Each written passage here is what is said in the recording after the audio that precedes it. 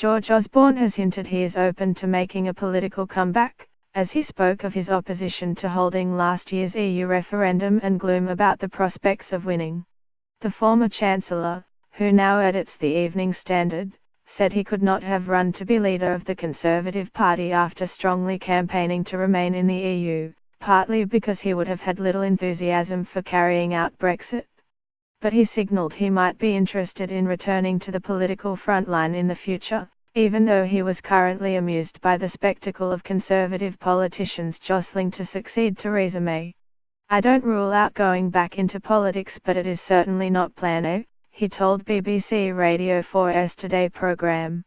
Osborne said he was not keen on the decision by the then Prime Minister, David Cameron, to stage a referendum on Britain's membership of the EU, confirming reports that he had been opposed to the plan. The former Chancellor, who was sacked when May entered No. 10, said he had always been gloomy about the likely result of last year's vote.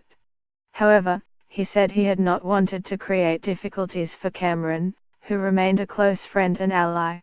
"I was not keen on having a referendum in the first place, but I chose to be part of the collective decision-making of the government," he said. "I certainly did not walk out of the government at the time. That is not the way I tried to behave as Chancellor. I was not trying to be the difficult next-door neighbour.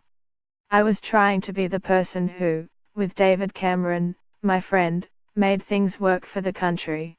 Osborne said, as the vote approached, he had become increasingly pessimistic about the chances of a Remain victory. "I was always quite gloomy about the referendum and its outcome," he said.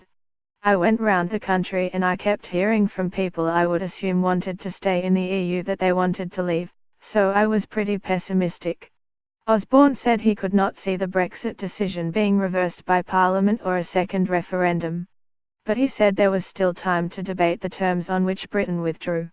"I don't accept that just because we are leaving the EU we have to, for example, leave the customs union or radically clamp down on immigration," he said.